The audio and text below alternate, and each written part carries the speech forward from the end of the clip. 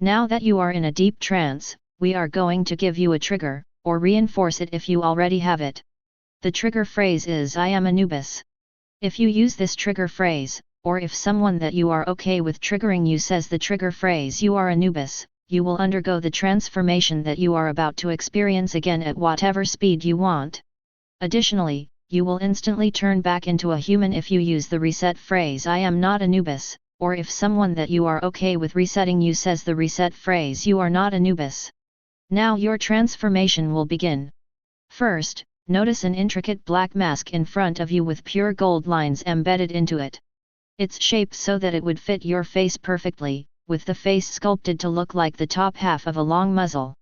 The top of the mask is adorned with elegant canine ears that are as tall as your head is. The back of the ears are black and the front of them is made of the same gold as the lines of the mask. Unable to avoid fixating on it, you feel your body moving to pick up the mask as it places it on your face. Once you do, you feel your face stretching out to fill the mask's muzzle with your own.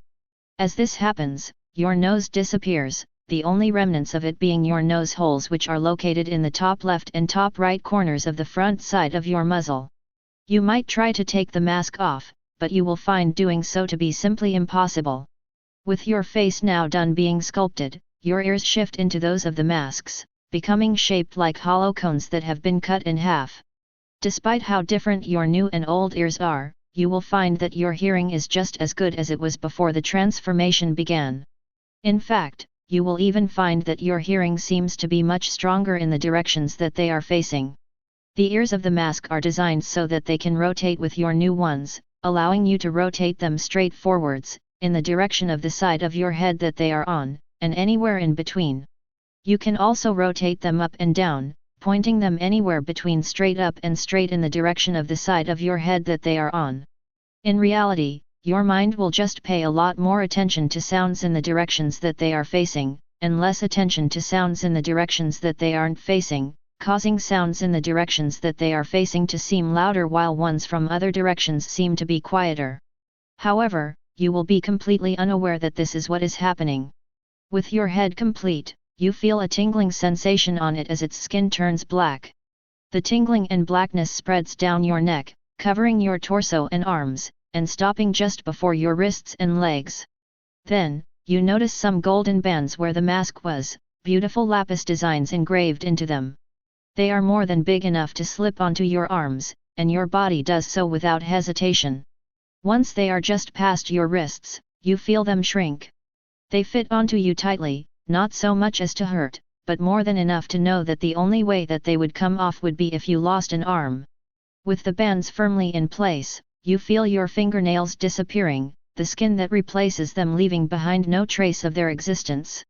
Then, claws start to grow out of the front side of each of your fingers. They are made of a black material that is hard and durable. Their bases are each 1/3 as wide as the finger that they are on and half as tall as that finger. Also, they are horizontally and vertically centered on the finger that they are on. They are 1/3 of an inch long and gradually curve down and get narrower and thinner so that they each end in a dangerously sharp point that is level with the bottom of the finger that they are on and points straight down. Despite the fact that your new claws are dangerously sharp, you will never attempt to use them for anything, especially combat. Next, you feel your skin tingle as the black skin spreads from the bands, covering your hands just like the mask covered your face. After that, you notice 2 more bands with a similar lapis design on them. Your body picks them up and slips them over your legs. Once they are just past your ankles, they shrink.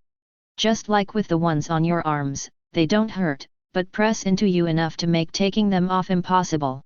Then, your toes undergo the same change as your hands, with the fingernails disappearing and the new claws forming.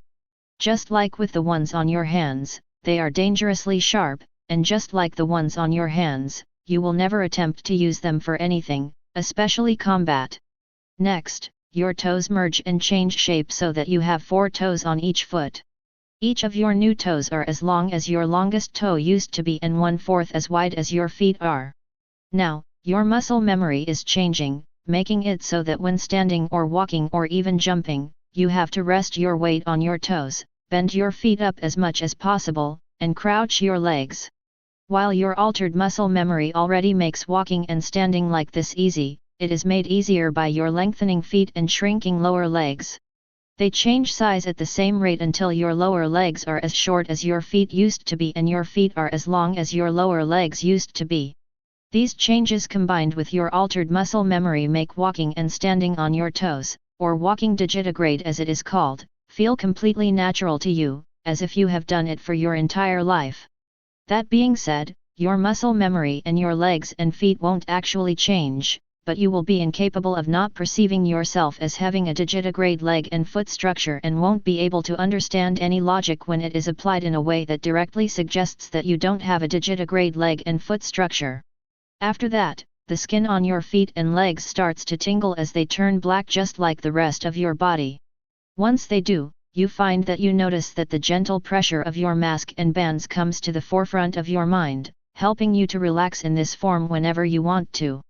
Finally, each effect of this hypnosis file will become inactive if that effect is a risk to your physical body or your well-being, if it is a risk to your social or professional life, if there is an emergency that it would prevent you from dealing with to the best of your abilities, or if it is a risk to your mental health. Also, any effect of this hypnosis file that was an issue will become active again once it no longer will be one.